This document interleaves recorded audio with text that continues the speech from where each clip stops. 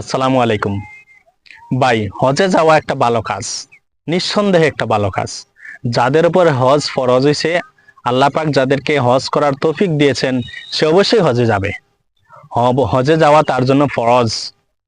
কিন্তু ভাই, যেখানে গাড়ি দিয়ে যাওয়ার ব্যবস্থা রয়েছে, যেখানে যানবাহনের ব্যবস্থা রয়েছে, অল্প সময়ে হজে যাওয়ার ব্যবস্থা রয়েছে, সেখানে কেন আপনি নিজের ইচ্ছায় যানবাহনকে পরিত্যাগ করে নিজেকে কষ্ট দিয়ে, নিজের শরীরকে কষ্ট দিয়ে হেঁটে হেঁটে আপনি হজে যাবেন?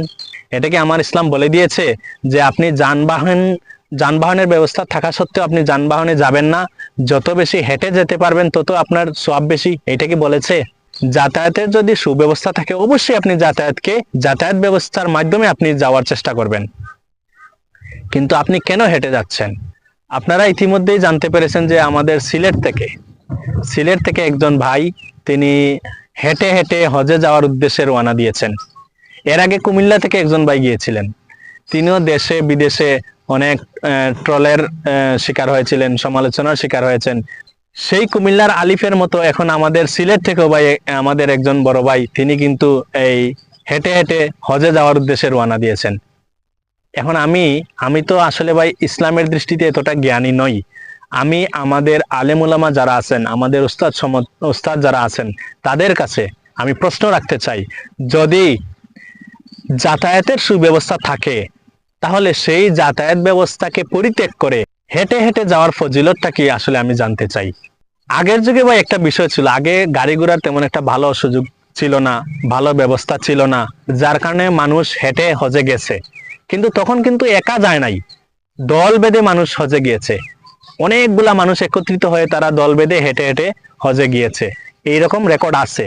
কিন্তু এখন তো ভাই যুগ পাল্টেছে, যুগ আপডেট হয়েছে, দেশ যোগাযোগ ব্যবস্থার আপডেট হয়েছে, যানবাহনের সুব্যবস্থা হয়েছে। তাহলে কেন আপনি এই সুব্যবস্থা থাকা সত্ত্বেও আপনি এই হেঁটে হেঁটে যাবেন?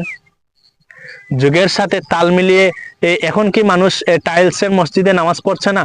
আগে তো টাইলসের মসজিদ ছিল না, আগে তো এই মাটির মসজিদ ছিল, বাঁশের মসজিদ ছিল।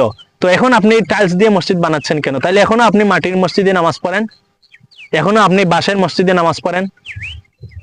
তো বিষয় হচ্ছে, যখন যুগ পরিবর্তন হয়, মানুষ আপডেট হয়, আপডেট হলে সেই আপডেট হওয়াকে, এটা কিন্তু কোনো নাজায়েজ বিষয় না, আপডেট হওয়াটা নাজায়েজ বিষয় না, অবশ্যই এটা ভালো বিষয়। এখন সময় কম লাগতেছে, টাকাও কম খরচ হচ্ছে। আগে টাকা বেশি খরচ হতো, আগে সময়ও বেশি লাগতো।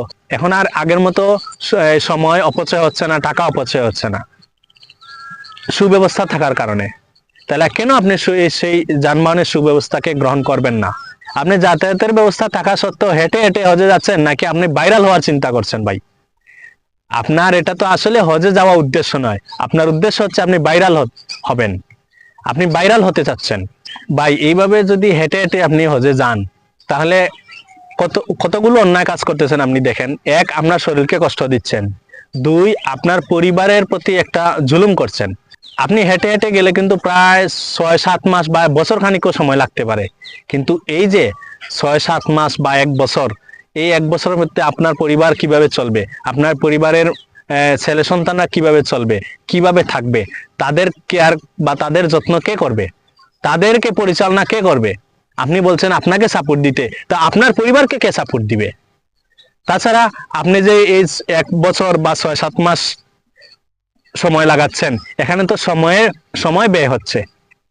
এই সময়ের ভিতরে আপনি হজে গিয়ে, হজ থেকে এসে বাড়িতে আরো অন্যান্য ইবাদত করতে পারতেন, বাড়িতে সময় দিতে পারতেন, পারিবারিক কাজ করতে পারতেন, সামাজিক কাজ করতে পারতেন, দেশের সেবা করতে পারতেন। কিন্তু এইটুকু না করে আপনি দীর্ঘ 1 বছর বা 7 থেকে 8 মাস সময় লাগাচ্ছেন আপনি হজে যাওয়ার জন্য।